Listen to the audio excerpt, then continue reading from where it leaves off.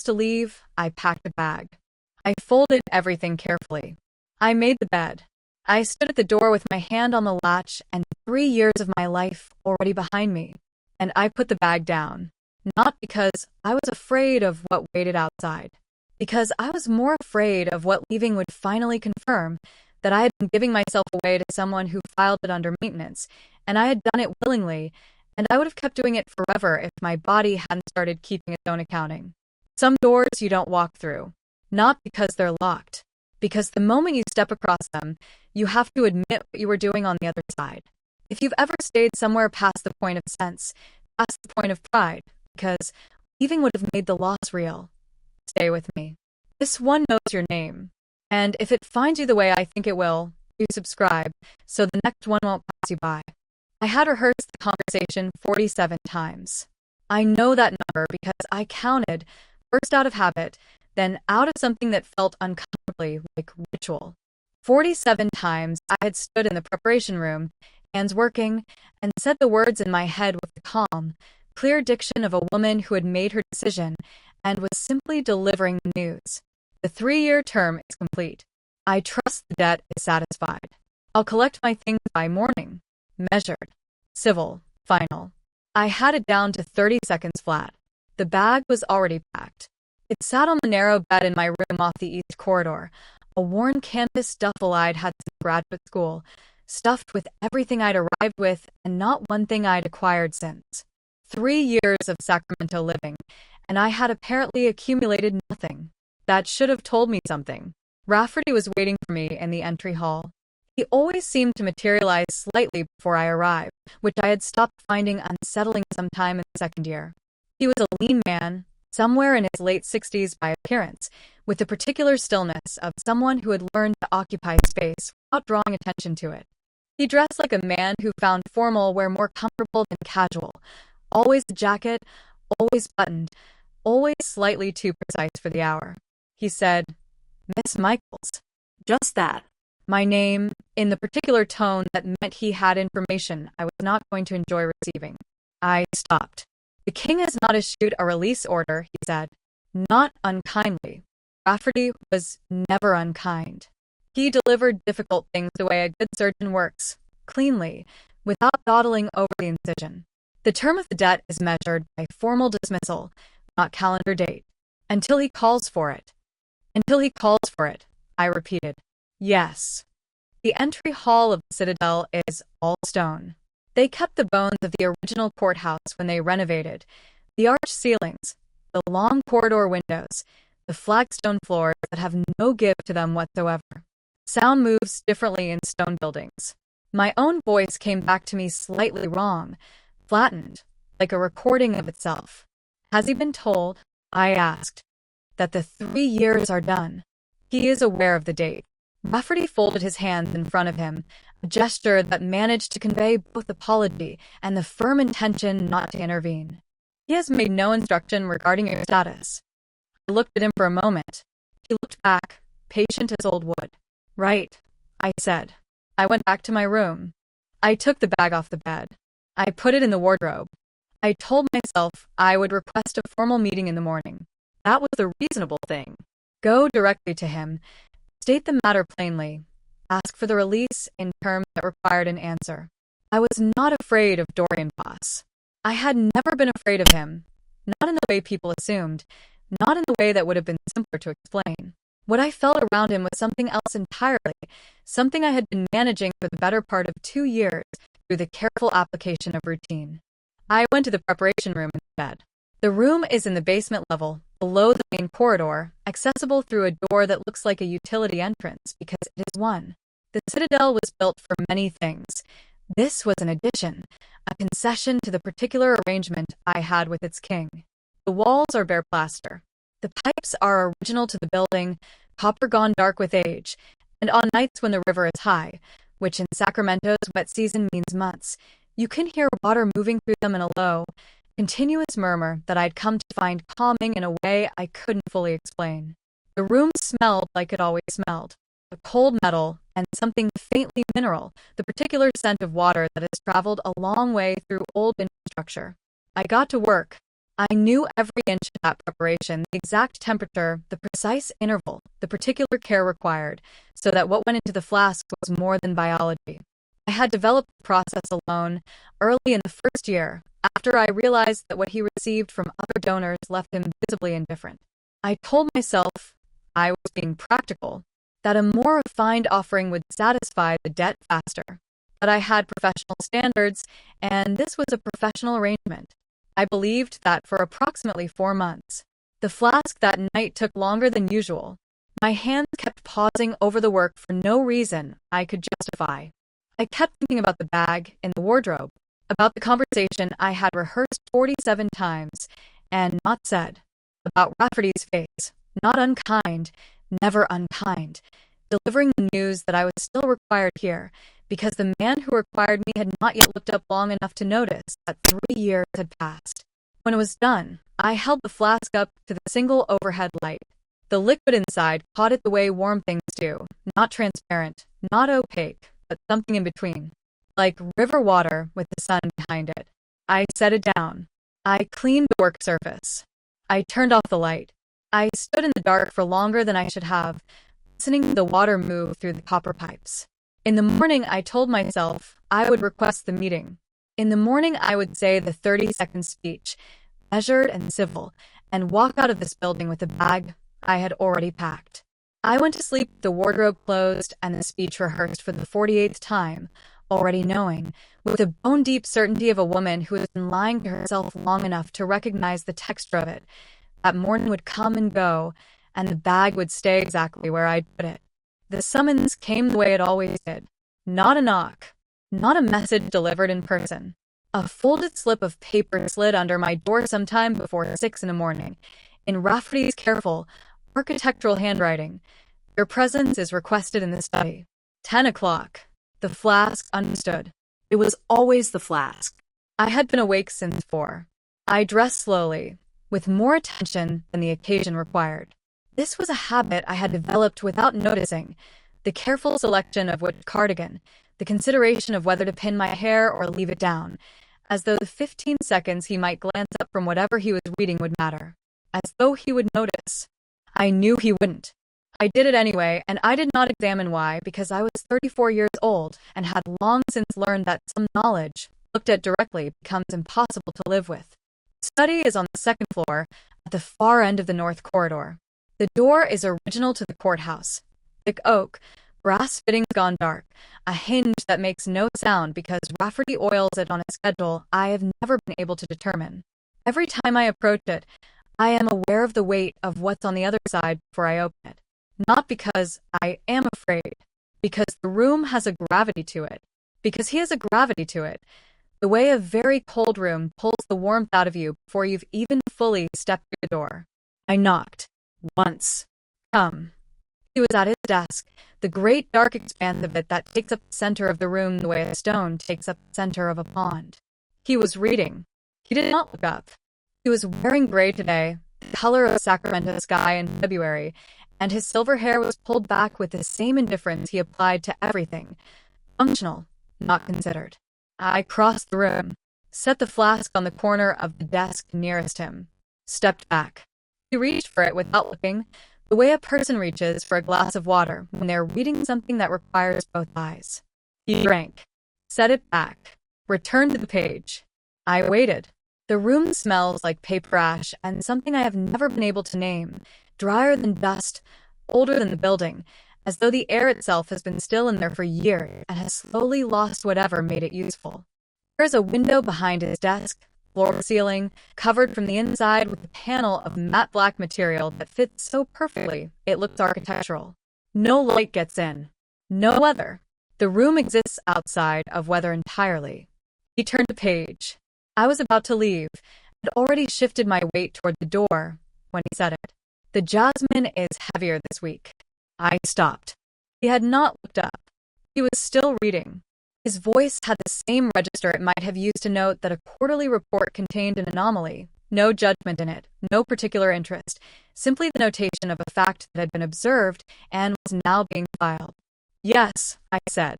He asked nothing further. I walked out. I pulled the door closed behind me. gently from long practice so the hinge didn't announce the exit. The corridor swallowed me. The flagstone floor of the North Corridor is the original courthouse stone, and it holds the cold the way stone holds everything, absolutely, without apology, without any interest in what you think about it. I could feel it through the soles of my shoes. I stood just outside his door, and I did not move. I don't know how long I stood there. Long enough for the cold to work up past my ankles. This is the thing I had never admitted to anyone, including myself, until that moment. I had been keeping them, the observations. Not in writing, nothing that concrete, nothing that required that much honesty. But somewhere inside me, in the place where I filed things I didn't know what to do with, I had been collecting every small notation he had ever made about the flasks. The temperature was better last week. The previous one had too much mineral. For words on a Tuesday morning that I had tucked away, like something worth preserving, like evidence. Evidence of what? I refused to finish that sentence. I had been refusing to finish it for the better part of a year. Standing in that corridor, cold coming through my shoes, I understood exactly what I had been doing with those fragments. I had been pressing them flat and keeping them the way you keep a receipt from a restaurant you went to with someone before everything changed. Not because the receipt means anything, because you need something to hold that confirms the evening happened. The jasmine is heavier this week. An observation, like a man checking the weather. I was furious. Not at him. That would have been easier. I was furious at myself, with the specific, white-edged fury of a woman who is intelligent enough to see what she is doing and doing it anyway, who knows the exact distance between where she is and where she should be and has chosen repeatedly not to close it. I had a graduate degree. I had managed complicated things before. I had survived a grandmother who kept her debts in ledgers and her love in a language I was still decoding. And here I was, 47 rehearsals, an unpacked bag, standing outside a door on cold stone, keeping a pressed flower made of 4 words from a man who had already moved on to the next page. I walked back to my room. I took the books off the second shelf, the shelf I had arranged by color in the first year and rearranged by author in the second, and had stopped touching in the third because it no longer seemed to matter, and I put them back in a different order. Then I took them off again. Put them back. The order I ended with was no better than the one I'd started with. I sat on the edge of the bed. The wardrobe was still closed. The bag was still inside it. The window above the desk showed nothing, just the light well of the interior courtyard, the bare plaster wall of the opposite wing, and the narrow strip of Sacramento sky visible between them, going dark now, the particular blue of early evening that feels like a door closing. I did not open the wardrobe. I turned off the light instead, and lay down on top of the covers and all my clothes, and waited for my body to stop running the day's inventory. It took a long time. The last thing I thought, before sleep came, was that I would rearrange the books again in the morning. Not because that would help, because my hands needed something to do that wasn't this. October in Sacramento does something to the light. I don't know how else to explain it. The summer burns everything flat and white, and then one morning in late October you wake up, and the angle has changed, and the light has weight to it again. Amber, low, the kind that makes ordinary things look like they're being remembered rather than seen. I had grown up with that light. I knew what it meant. It meant the city was about to go quiet in the particular way Sacramento goes quiet for the first real rain, when the air smells like river and dry grass and the particular metalness of leaves going dark on the trees along the boulevard. I had not been outside to see it in 3 weeks. I had stopped counting the days I spent entirely inside the Citadel wall sometime in the second year, when the counting started to feel like something I should stop doing. I still noticed the light, though, through the gap in the interior courtyard, through the barred window at the end of the east corridor where I sometimes stood for 10 minutes before bed, not because it helped, but because the alternative was lying awake in the dark with nothing to do but think. That was where I was when the noise started. It came from the alley behind the building, voices first, then something heavier, something that involved the specific percussion of a confrontation that hasn't yet decided what it wants to be. Sacramento on a late October night. Old town, close to the river. The kind of street where history and present-day trouble occupy the same square footage, without much ceremony. I heard Rafferty's footsteps on the floor above me. Then a door. Then nothing for almost a minute. I moved to the window at the end of the corridor, the one that faces the alley, the one with the iron bars that were original to the courthouse and had never been removed because no one had ever decided they were unnecessary. I pressed close to the glass and looked down. Dorian was in the alley. He never went to the alley. He never went anywhere in the building that wasn't the study, the upper corridor, or whatever room I was not in. The entire 400 years of apparent self-sufficiency he carried around like a second code. It had always expressed itself as a profound indifference to anything that required him to be physically present. That was what Rafferty was for. That was what the other staff were for, the ones I rarely saw and had learned not to ask about. He was standing perfectly still in the amber wash of the streetlight at the alley's mouth, hands at his sides, and the two men who had been making the noise were no longer making it. They were leaving. They were leaving very quickly and in different directions, and with the particular energy of people who have abruptly remembered an appointment elsewhere. He didn't move to follow, didn't look after them. He just stood there. The light was hitting him from the left, the way October light does when it's coming low off the river corridor. It found the gray of his hair and made it almost white, and it caught the line of his jaw and the set of his shoulders, and what I saw was not what I usually saw when I looked at him. What I saw was the weight, not power, not the controlled distance he moved through every room with, the sense of a man who decided long ago that wanting things was an inefficiency he had eliminated. What I saw was what a person looks like when they have been carrying something so long their body has shaped itself around it, the particular stillness of someone who is not resting, but simply no longer fighting the load. I looked up, not at my window, at the sky above the alley, at Sacramento's skyline in the middle distance, the Capitol dome lit pale gold 3 blocks north, the gap in the buildings where you could just make out the dark line of the river. A man standing at the edge of something he used to belong to, taking inventory. The air through the bars was cold against my face. I didn't move back. I don't know what I thought he would do. I don't know what I was hoping for. I only know that I stayed at that window for longer than was reasonable, watching a man stand in amber light and look at a city he had been present in for 80 years and was no longer part of, and I felt something in my chest that I did not have clean language for, something that wanted to be simple grief but had too much longing mixed into it to stay that tidy.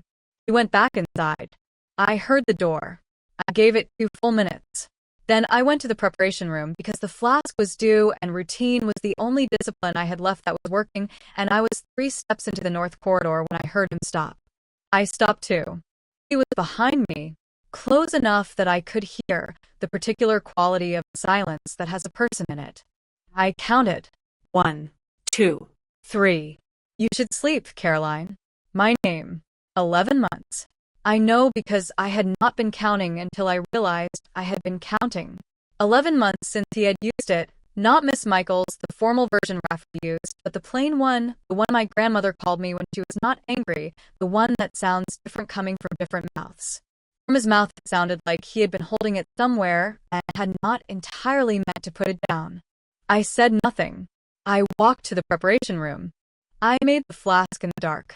I didn't turn the light on until the very end, until the work was done, and there was only the final step, checking. Then I turned on the single burner above the work surface and held the flask up to it. The light went through it the way summer light goes through river water. Warm, amber at the edges, golden at the center where it was deepest. I had done it this way every time, the checking in the light, and I had never once asked myself why I wanted it to look this way, why it mattered to me, what I was doing when I stood here and held it up and made sure the color was right. I did not ask tonight either. I turned the burner off. The room went dark. I stood in it. He had used my name the way a person sets down something they've been carrying in one hand while they figure out if they can carry it differently. That's all it was. A name. Women have been reading significance into the smallest gestures since before I was born, and most of them were wrong, and I was not going to be the next entry in that particular ledger. I turned the water on in the copper sink. Cold. Ran my hands under it. I told myself I was cleaning up. The water ran and I stood over it, and I cried the way I had learned to cry in rooms where other people might hear. Small, controlled. Nothing that required any noise at all. My hands were still under the water. I didn't know when they had started to shake. I turned the water off. I dried my hands. I put the flask on the shelf and went back to my room and did not rearrange anything. That was worse, somehow, that I had nothing left to do with my hands. 2 weeks is enough time to build a new normal out of almost anything. I know this the way I know most things I wish I didn't, through repetition, through the accumulation of small evidence I wasn't looking for. The first time he appeared in the doorway of the preparation room, I assumed he wanted something. I kept working and waited for him to name it. He didn't. He crossed to the corner chair, the one I had been using as a surface for clean folded linens because I'd never thought of it as something a person would actually sit in, and he moved the linens to the shelf without comment and sat down with his book. I waited another full minute. He turned a page. I went back to work. Second time, I didn't stop working at all. The third time, I moved around in the way you move around furniture you've learned the position of in the dark, without looking, without adjusting, simply knowing the space and accounting for what's in it. By the end of the first week, the corner chair had become as the way the preparation counter had become mine, and neither of us had said anything about it, which meant we had arrived at an arrangement through the most efficient means available, ignoring that we'd arrived at anything at all. I started talking on a Wednesday, not to him.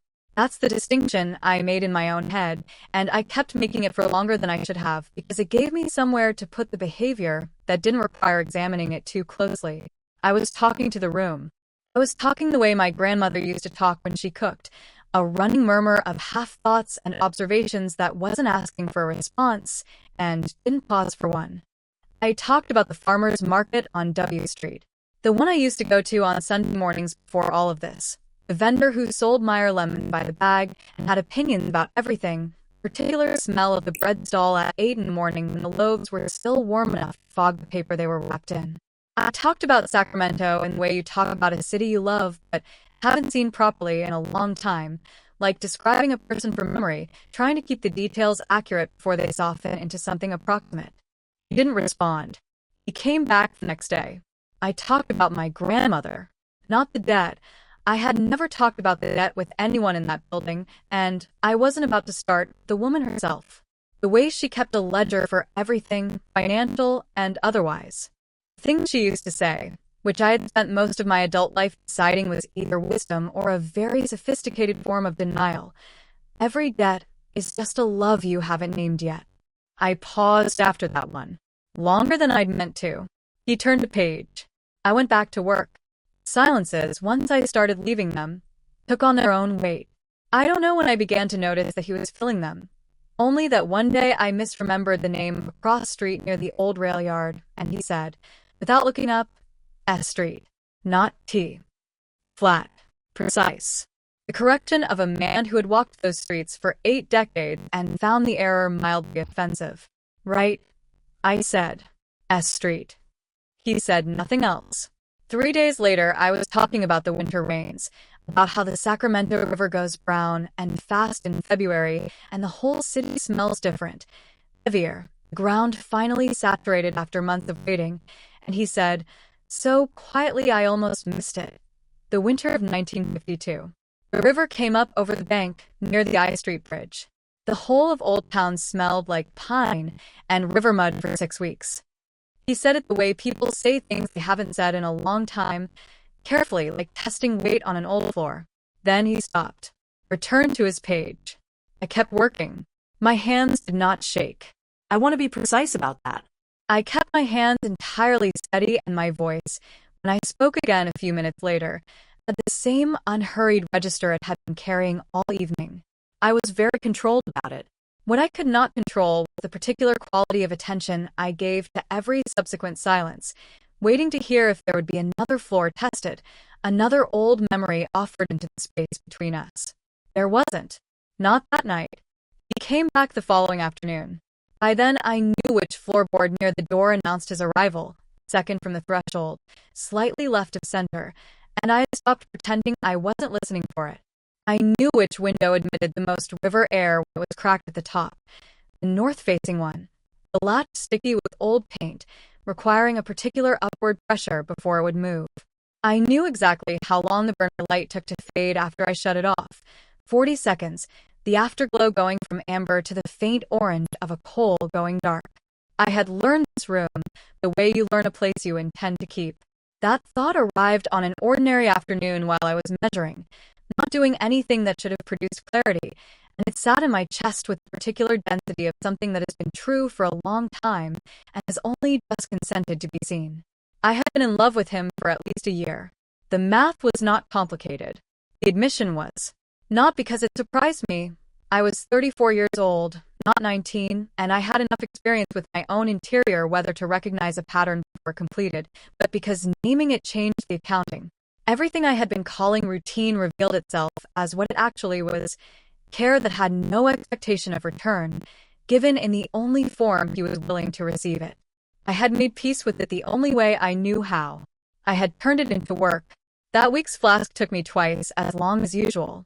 I was not being sentimental about it, or I would not have called it that. I was being precise. I was attending to it the way you attend to the last version of something you know you are running out of, though I didn't know yet how literally that was true. I adjusted the temperature by 2 degrees. I was more careful with the jasmine. I held the flask to the burner light at the end and looked at the color for longer than necessary before I was satisfied. He was still in the corner chair when I finished, still reading. The burner was off. The room was settling into its evening darkness, the kind that gathers in the corners first and works inward. I should have left. The work was done. I cleaned the counter instead, then cleaned it again, then stood with my back to him, looking at the north window, listening to the river 2 blocks away doing what rivers do, moving, indifferent, constant, while the man behind me turned another page in the dark, and the room held us both, and I said nothing. Not because there was nothing to say, because some things, one said, cannot be unfiled, cannot be folded back into the shape they held before. I had 47 rehearsed speeches on the shelf in my head, and not one of them was for this. I put my tools away, said good night to the room, not to him specifically, never specifically, and walked out. The floorboard announced me on the way out, too. He did not look up. The body keeps its own ledger. I understood this intellectually before I understood it personally, the way you understand most things that are going to matter, at a safe distance in the abstract with the comfortable certainty of someone who believes the information applies to other people. I had been careful. I had stayed within every threshold, observed every limit, treated the arrangement with the professional rigor I applied to everything I decided to take seriously. What I had not accounted for was that the body does not only track what is taken, it tracks what is given. And it does not distinguish between blood drawn by measure and whatever it is that leaves through a different channel entirely, the part that went into every flask, not as biology, but as intention. 3 years of that. 3 years of standing in a basement room, pouring something of myself into glass and calling it craft. The body noticed before I did. My hands had been cold since September. Not the ordinary cold of a Sacramento autumn. I knew that cold, a dress for my whole life, but the kind that sits in the fingers regardless of temperature, that does not respond to warmth the way it should. I had been eating. I knew I had been eating because I kept track of it the way I kept track of everything by then, the way a woman who has been living inside an arrangement with no clear end date learns to maintain herself as a project with measurable variables. I was thinner than the variables should have allowed. Priscilla's office is on 21st Street, a narrow Victorian that she has converted with such quiet taste that it still looks like a home. Bookshelves in the waiting room, no overhead fluorescent, a window that faces a jacaranda that drops purple flowers on the sill in spring. I had been her patient for 7 years. She had seen me through enough to know when I was managing something, and when I was past the point of managing it alone. She told me with the particular gentleness of someone who has delivered difficult things before and has learned that kindness and clarity are not mutually exclusive. She didn't soften the numbers. She simply said them in a voice that made it possible to receive them. I nodded, thanked her, put my coat on. I drove back along the river. The levee road, the long way, the one that adds 20 minutes but runs right along the water, the willows trailing their ends in the current, city visible across the far bank in the morning light. I drove slowly, and I did not think about anything specific. I let the river do what it does, which is simply continue, which is sometimes the only useful model available. By the time I reached the street, I knew what I was going to do. I want to be precise about this, because I know how it sounds.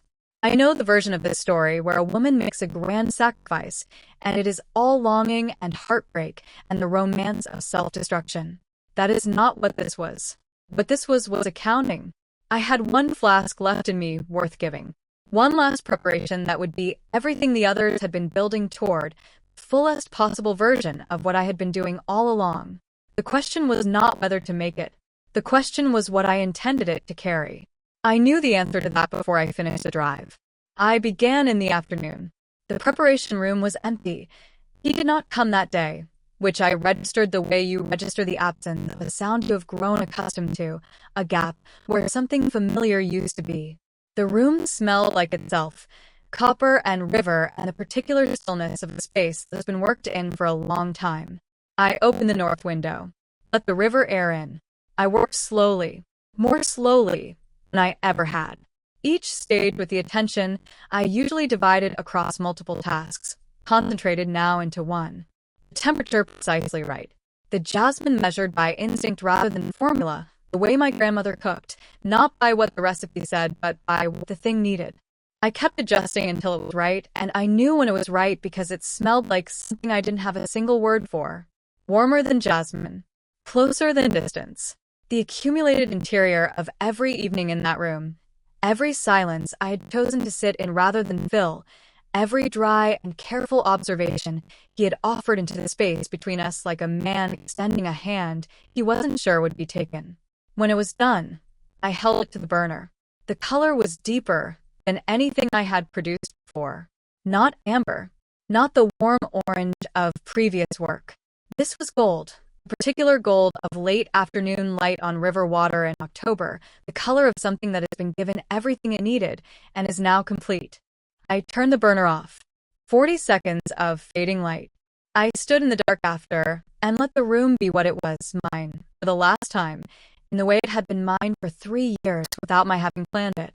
Then I carried the flask upstairs. The study at 4 in the morning is a different room than it is by day.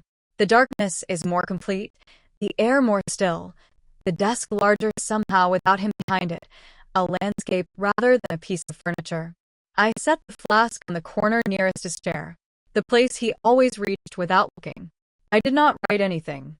There was nothing to write that wasn't already in the glass. I went back to my room. I took the bag from the wardrobe, same canvas duffel, exactly as I had packed it the morning I thought I was leaving 3 years and a different life ago. Nothing added. Nothing removed. I had always known at some level I declined to examine that I would be taking only what I arrived with.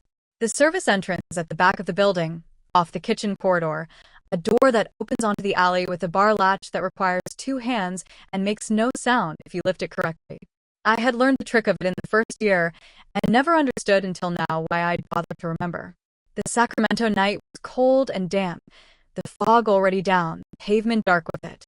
The alley smelled like wet stone and the far-off river. I walked toward the street and turned north. I had told myself I would not look back. At the corner, where our street meets the block and the Citadel's face becomes visible, all dark stone and blacked-out windows, I stopped. Looked back. The building was dark. Every window. Not a single variation in the black. It looked exactly as it always had from the outside, sealed, indifferent. A building that had decided long ago what it was and required nothing from the people passing by it.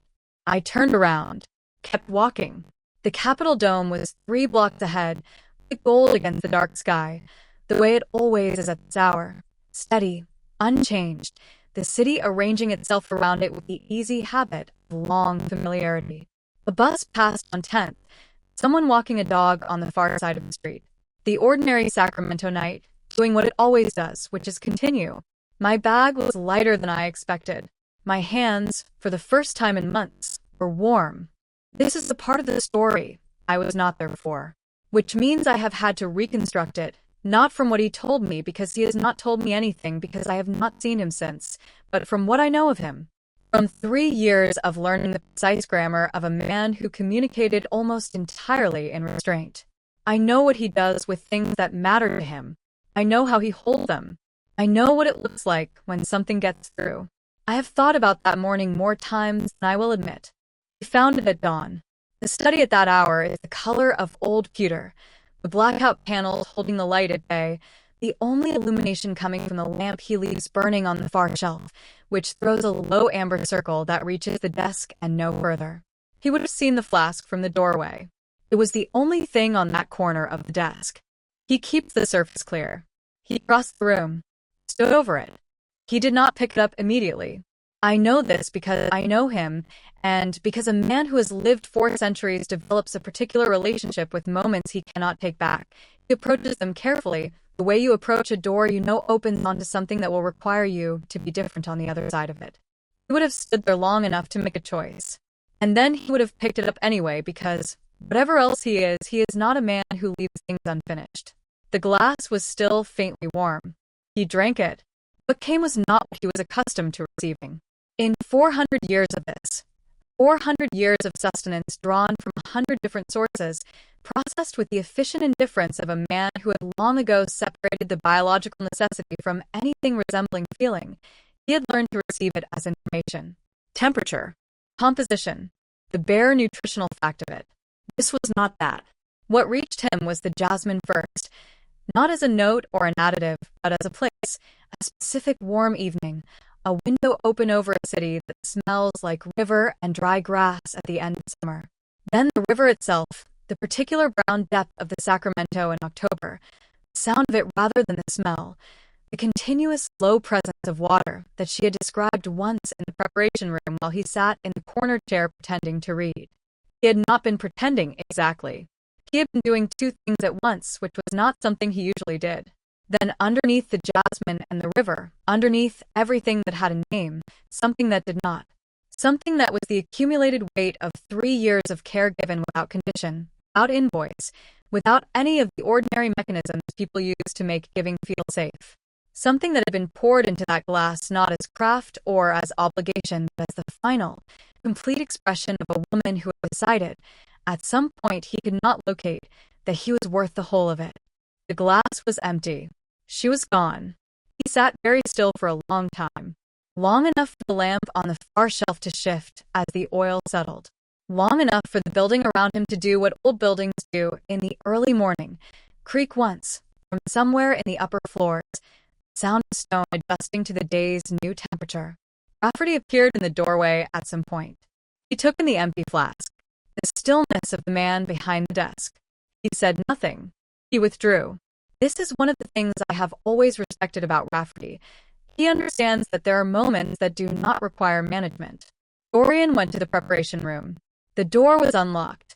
She had left it that way, which told him she did not expect to need it again, and had not wanted to make it seem like a statement.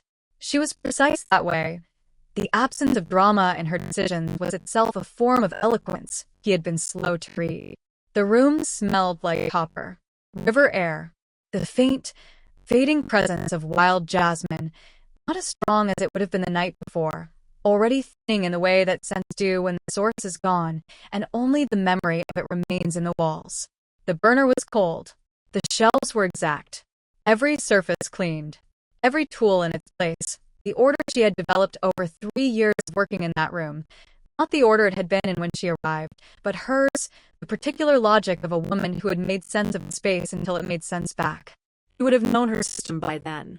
He had watched her work enough evenings to know which shelf she reached for without looking, which tool she preferred, the sequence of her process from first to last. Nothing was out of place. She had cleaned everything before she left. Of course she had. He stood at the preparation counter. There was a stain near the far edge, small, dried at the margins, the kind that happens when a flask is filled to capacity and the last drop doesn't quite make it. He had seen her manage it 100 times the quick cloth, the clean surface. This one she had missed, or left. The edges of it were golden. He did not remove it.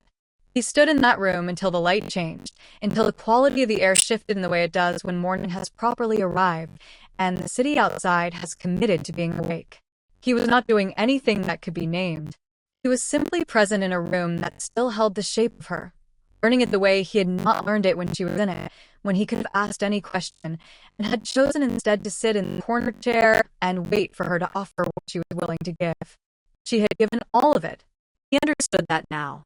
He understood it in the way you understand something that was true all along but required a specific loss to become visible. Not new information, but old information arriving with its full weight at last. Rafferty came to the doorway again.